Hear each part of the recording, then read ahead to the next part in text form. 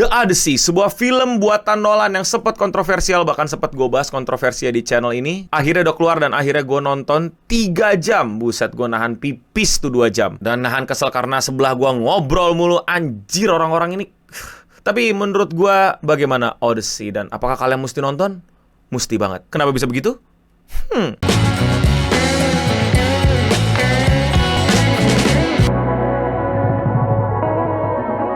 Odyssey adalah film 3 jam ambisiusnya Nolan yang udah banyak banget kontroversinya. Yang pertama adalah, sempat kalian denger, yaitu adalah ketidaksesuaian armor Yunani yang dikritisi oleh banyak sejarawan. Berikut adalah casting-casting mereka yang tidak sesuai sama apa yang fans idamkan gitu, terutama warna kulitnya. Dan yang terakhir adalah hadirnya Elliot Page yang dibilang bukan cowok, padahal dia bukan jadi Achilles, tapi ternyata jadi Sinon. Nggak ada Achilles kayak di sini. Siapa Achilles ya? Kayaknya nggak ada dah. Ini film 3 jam, gue ingat banget gue udah kencing, tapi tiba-tiba tengah jalan pengen kencing lagi, kacau tubuh gue. Semoga biji gue nggak kenapa-napa, udah lumayan sembuh, jangan sampai kenapa-napa lagi. Semoga ini nggak bakal kenapa. Apakah worth it menahan pipis demi The Odyssey? Semoga jawabannya tidak mengerikan kesehatan gue. Dan ya, sepertinya banyak banget orang-orang pengen ikutan nonton, nggak mau ketinggalan sama film yang lagi rame diomongin orang, sehingga pas masuk bioskop lupa sama etikanya untuk tidak ngobrol dalam bioskop. Well, gue juga ngobrol dalam bioskop, tapi suara kecil gitu kayak, kontol, pelan-pelan, ini orang lagi pada nonton, yeah. But anyway, spoiler alert.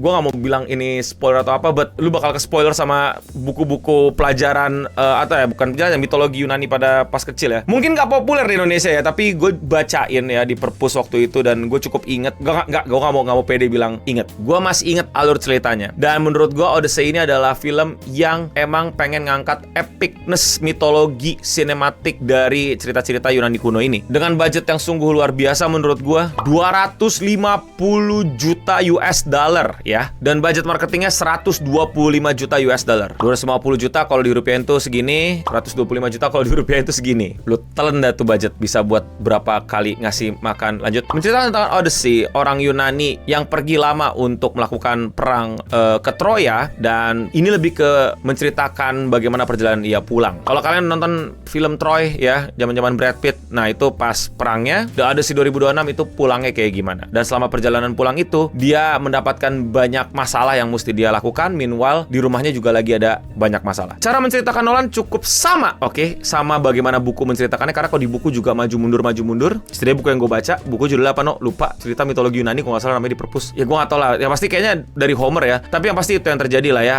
Ya emang ceritanya maju mundur dan banyak yang beda dari seingat gue. Dan gue nggak ada masalah banyak yang beda atau gimana, karena ya gue yakin banget cerita Yunani ini juga pasti banyak versi-versi lainnya. Tapi apa yang pengen gue highlight adalah keepikannya. Udah, ini duit emang se-worth it itu dikeluarin. Sangat-sangat bagus, sangat-sangat indah, sangat-sangat memanjakan mata. Ya memang sangat-sangat tidak sesuai baju-baju perang, sesuai sejarahnya atau gimana. Well, kalau mau bilang sejarah juga ini nggak sesuai sejarah, anjir. Nggak pernah dibuktikan bahwa kuda Troya itu ada gitu. Kerajaan Troynya ada ya. Perang dengan menggunakan kuda Troyanya ya gak ada, atau setidaknya sampai sekarang masih belum ditemukan. Jadi ya emang ini pure fantasi, pure nunjukin bagaimana kisah-kisah Yunani zaman dahulu yang identik banget tentang perjuangan manusia yang bersinggungan dengan kepentingan dewa-dewa. Gua salut banget, 3 jam film ini bener-bener gak ngebosenin buat gua gak tahu kalau bocah-bocah brainrot TikTok doom scrolling generasi kalian lah, apakah membosankan apa gak. Buat gua ini sangat-sangat tidak Nolan, serius. Menurut gua Dunkirk ya, gua bangin nama Dunkirk ya, itu lebih slow pace yang bakal membuat kalian tuh bosen. Like for real, gue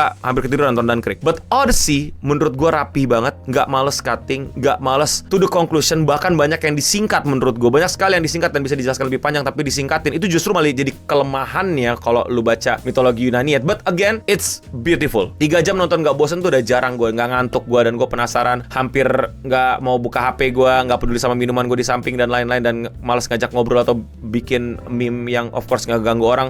Maksudnya nge-meme apa no? Jadi kayak biasanya kalau ada hal-hal yang lucu ya ketawain gitu. Di sini ada ketawa tapi dikit, but not that much. But very rapi, very beautiful, storytelling yang sangat-sangat Nolan, tapi dengan gaya yang lebih cepat dan gak mau bertele-tele untuk sesuatu yang menjadi kekurangannya menurut gue. Tapi ini adalah kekurangan yang emang harus dilakukan sama Nolan. Tidak ada pendalaman karakter. You don't know about prajurit-prajuritnya kecuali wakilnya atau vice captainnya, atau yang warna kulitnya beda, atau yang Asian karena memang tampil lebih berbeda, dan mungkin juga karena banyak dapat peran. Semuanya diceritakan dengan singkat, kayak istrinya tuh si si Penelope, terus anaknya Telemachus.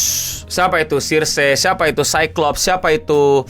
Aduh lupa siapa namanya tuh, dewa yang di ya itu tadi, maaf kata-kata kasarnya kayak brutal sama Odysseus, Calypso dan lain-lain. Kalau lu nggak baca cerita Yunani, kalau lu nggak baca mitologi Yunani, lu pasti akan lost kayak mereka siapa, kenapa begitu, kenapa begini, lu nggak biasa. Dan emang menurut gue itu yang Nolan kejar, nggak sedalam itu, karena kita yang udah baca mitologinya udah tahu gitu loh, bakal bosan kalau diceritain ulang. Siapa itu Athena, siapa itu Zeus, kenapa ada rule of Zeus, siapa cewek di pantai itu Calypso itu, apa dia apaan gitu loh, dan Poseidon itu dewa apa gitu. Itu bakal jadi kekurangan buat kalian yang gak baca mitologi Yunani. Kekurangan film gak? Menurut gue kekurangan film buat orang baru, buat pendatang baru. Tapi buat gue yang udah baca, enak banget, jadi lebih cepet dan jadi lebih to the point. Siapa tuh Helen? Kenapa Helen itu Lupita? Dan aduh gue lupa banget tuh nama raja Yunani, Agumon gue dulu bilangnya, Agamemnon lah.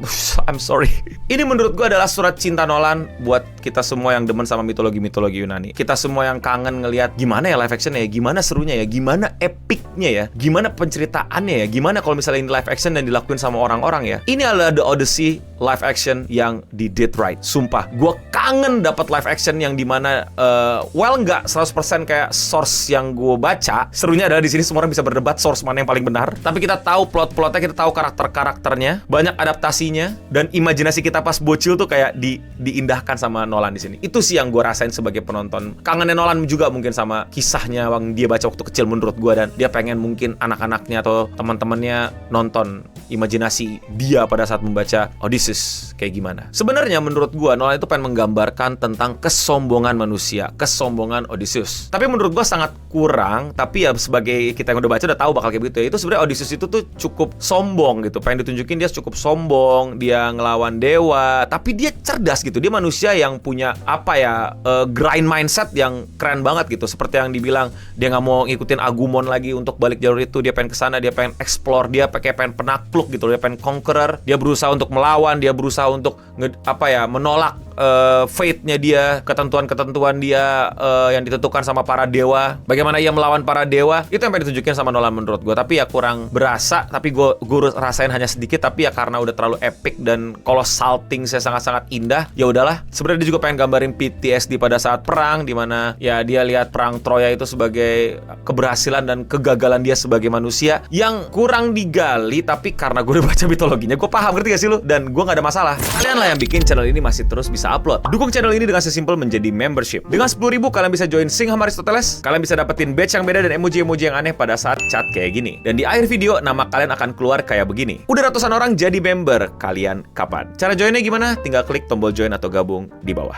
Thank you semuanya. Now back to the video. Dan ada satu scene yang paling epic menurut gue, dan ini sangat tanda tangan Nolan. Ini hampir ada di setiap film-film epic Nolan yang budgetnya gede-gede, yaitu adalah ini sebenarnya perjalanan religius kalau kalian sadar. Apalagi kalau bukan adegan tiba-tiba dia berserah diri, dimana pada saat dia berserah diri dia seperti tercemplung, ya, you know lah. And it's beautiful. Sangat keren banget, sangat indah dan sangat simbolisasi. Dan dari situ dia akhirnya bisa kembali ya, dia rebirth menjadi yang beggar dan lain-lain. Sangat simbolik, sangat Nolan. Kalau kalian nontonin film Nolan pasti kalian ngerti apa yang gue maksudkan. Dan ya, konklusi yang menurut gue oke, tapi sayangnya berantem terakhir menurut gue not really well choreographed. Gue pikir bahkan anaknya si Telemachus itu udah mati gara-gara ketusuk, but it's not. Dia juga kayaknya dapat blessing of immortal, si Odysseus tiba-tiba tusuk-tusuk gitu bisa bertahan. Oke, but in the end still an epic things. Plot yang udah kita tahu tapi dibikin live action yang benar-benar indah lah buat pembaca mitologi. Menurut gua, kalau lu baca dan tahu cerita mitologi, menurut lu pasti dapat. Walaupun banyak banget yang agak dirombak-rambik. Kalau kalian pengen kepo gitu ya, Bang, apa yang paling diubah? Yang paling diubah adalah pertama, sebenarnya awal cerita Odysseus bukan dari situ, tapi setelah Calypso tuh dia tuh terdampar dulu di Scaria. Nah, di Scaria itu dia tuh baru cerita tuh tentang pengalamannya ketemu Cyclops. Nah, itu sebenarnya ada yang keren. Gua nggak tahu kenapa Nolan merubahnya jadi beda gitu. Jadi waktu nusuk Cyclops itu tuh dia bilang nama gue tuh nobody gitu, bukan siapa-siapa gitu. Terus ditusukkan. Nah, Cyclops itu monster-monster gede itu tuh banyak banget. Monster-monster gede itu tuh kayak paling abang-abangannya gitu. Terus pas ditusuk matanya ceklek gitu kan. Terus ditusuk, tolong nobody nusuk mataku gitu. Terus giant-giant yang lain, Titan-Titan yang lain bilang kayak nobody, maksudnya apa sih gak jelas. Jadi ya si Odyssey bisa kabur lah gitu. Ada banyak lagi lah yang beda, but I don't mind, it's okay, it's good, it's tetap eye pleasing, visualnya seperti yang kita tahu Nolan berusaha untuk mengejar nggak ada yang pakai CGI, walaupun gue yakin banyak CGI-nya, but practical effect-nya very keren. Apalagi yang oh my god, yang gue udah lama nggak dapetin apa ya, semacam scene gimana kalau badai itu chaos banget gitu loh, bukan cuma goyang-goyang ada air gitu kayak sorry kayak asal lempar air aja gitu. Di sini bener-bener kayak wah kayak sekacau ini gitu, bukan asal kamera geter doang. Kalian tahu nggak sih kalau males gitu masukin efek shaky kamera selesai gitu loh. Petirnya wah nonton di IMAX gila sih, petirnya, suara gambarnya juga, terus pencahayaannya, wah bagaimana suara kapal retak waktu siren yang dimana itu very kreatif untuk ditutup kupingnya satu, speaker kiri mati, tutup kuping kiri, wah indah sekali. Tapi sebelah gua ngobrol. Belum lagi background musiknya waktu Troy yang dimana dia berusaha buka pintu pakai makin suspenseful. Wow, bener-bener wow sih. Dan simbolisasi kayak biolanya yang teng gitu untuk ngingetin bini. Oh ya by the way, itu tuh ya again menurut gue menarik banget karena sebenarnya bininya tuh masih nggak bisa bedain ini beneran Odysseus yang ngasih apa belum, sampai akhirnya dia menemukan apa sih kalau nggak salah tuh kasurnya digeser apa. Terus habis itu perang lagi sampai akhirnya Athena datang. Jadi banyak banget yang diikat dan dibuang, but I don't mind again. It's too epic. Live actionnya bagus, memanusiakan ceritanya untuk lebih gak terlalu magic. Padahal banyak banget sisi magicnya kalau kalian baca. Dewa-dewanya hadir juga sebagai dewa-dewa yang dengan sistemnya Nolan, yaitu adalah pembisik gitu loh, bukan dewa-dewa yang turun langsung membantu. Nah itu menurut gue menarik tuh secara sinematik. Dewa yang hadir tapi tidak memberikan magicnya, melainkan apa ya, semacam arahan gitu, arahan dewa-dewa ala Yunani gitu. Wah Hades gue suka banget. Hades tuh di Hercules tuh bikin gue taunya Hades tuh sejahat itu, padahal Hades tuh cuman semacam apa ya, tata usaha gitu loh untuk nyatat, jadi untuk ngedatain. And I really love it, adegan dimana prajuritnya pada bangkit kayak necromancy itu indah banget menurut gue sih. Serame itu dengan style itemnya tapi tetap kelihatan armornya. Meanwhile mereka juga ada kacau balau armornya tapi bisa ngebedain mana yang setan mana yang enggak. Very very good. Suasana dalam kuda Troya, aduh itu gimana dia ngedirect, kayak bisa ngebayangin seberapa enaknya, seberapa chaosnya, seberapa kacaunya, seberapa cramnya, seberapa enekinnya. Wah kacau cuy. I can talk a lot. Jadi itulah alasan gue nahan kencing 2 jam. Semoga gak jadi masalah buat ginjal dan biji gue yang sebenarnya belum sembuh-sembuh amat. Oh my god, gila, bagus banget. IMAX, nonton di IMAX. Padahal kalian tau gak, IMAX di kita tuh masih kurang gede tau. IMAX yang asli tuh kayak 70 inch kalau gak salah. But wow, bayangin kalau kita bisa dapetin yang lebih layar lebih gede lah gitu. Dan di sebelah kita gak ada yang ngobrol sama nendang kursi gue. Bro lu gak ngerti filmnya gak usah nonton, boleh gak sih? Anjir, elitis banget omongan gue ya. Itu udah terserah lah. Sebel lah bisa gue. Bodoh amat lah, kesel lah lo sama gue. Tapi kalau menurut kalian bagaimana? Komen di bawah. Udah kepanjangan nih, langsung aja lah. Sekian Radio Singa untuk episode kali ini. Gue udah mending pamit undur diri. Thank you buat para member dan untuk kita semua. Bukti kalau kalian tonton sampai habis adalah sebutin nama dewa Yunani favorit kalian dan kenapa. Stay clean and sound. Nonton IMAX nonton. Rule of Zeus ya. Nonton wajib nonton kali ini Rule of Zeus.